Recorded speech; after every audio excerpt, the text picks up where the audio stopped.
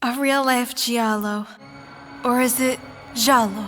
I'm sure someone on Reddit will go out of their way to correct me. Whatever the case, a real-life giallo is scarier than they make it out to be in the movies. Whoa. The police must have left this. This simple weapon could have been the end of everything. It reminds me of that one scene in Tenebrae.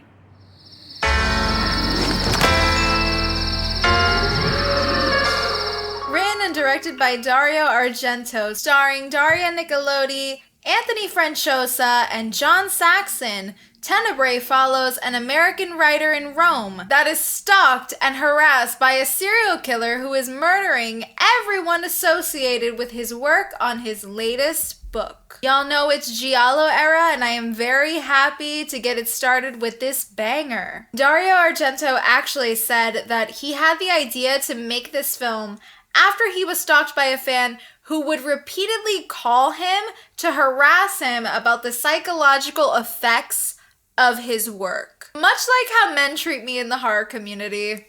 So relatable. Anyway, you can really tell because it is a very inspired film. Argento feels reinvigorated with this one, and he uses a bunch of new techniques that he picked up from his contemporaries at the time, like 1981's Possession, which y'all know that is one of my favorite films of all time. Many of Argento's defining stylistic characteristics, like extravagant sets and surrealist lighting, is replaced for a more modern-looking, realistic aesthetic, which I really can appreciate. Now, let's get into some performances. So, we've got a giallo queen in this, and that is the icon herself, Daria Nicolodi. I really love her acting style. I feel like she has such a charm about her, and she really delivers in all the emotional scenes, especially in the last act of the film. I did also quite enjoy Anthony Franciosa as Peter Neal. He definitely fits the part for me, and I think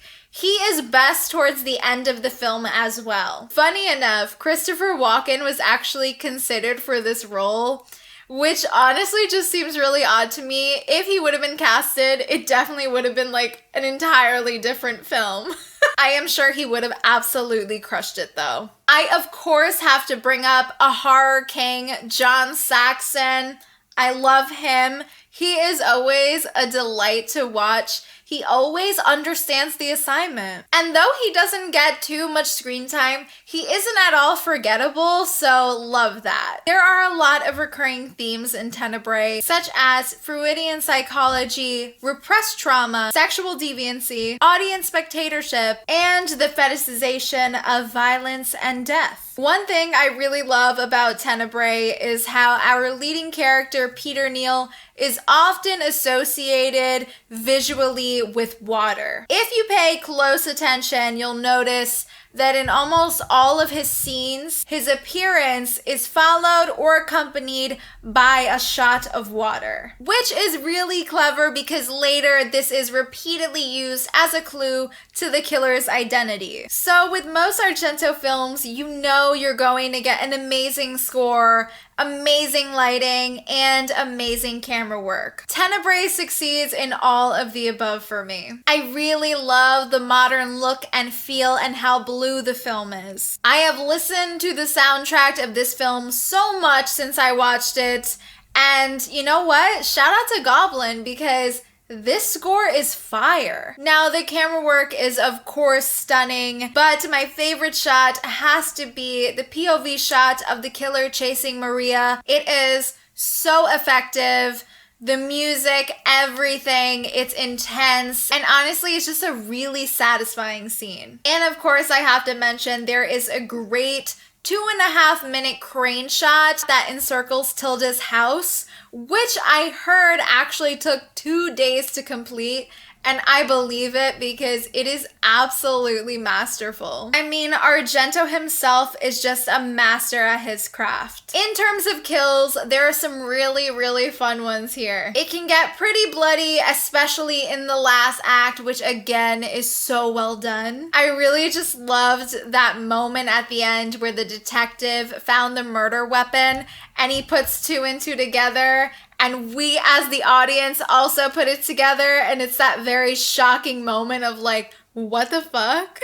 Honestly, that entire sequence, chef's kiss. If you're new to the giallo subgenre and you don't really know where to start, I would say Tenebrae is definitely a good place to start. And you know, if you want to learn a little bit more about giallo, you should totally check out my introduction video, which I'm just gonna link right up there. With that being said, I am going to be giving Tenebrae 4 levs out of 5, as this is just so insanely fun and a very well-made film. Not to mention, super effective in its storytelling. Alright you guys, that is it for today's video. Thank you so much for watching. Don't forget to like and subscribe, as it really helps me a lot.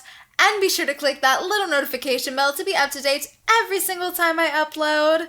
And let me know in the comments, have you seen Tenebrae? Did you enjoy it? Was it not really for you? Which Argento do you want me to cover next? Thanks so much for watching, and I will see you guys in the next one. Bye.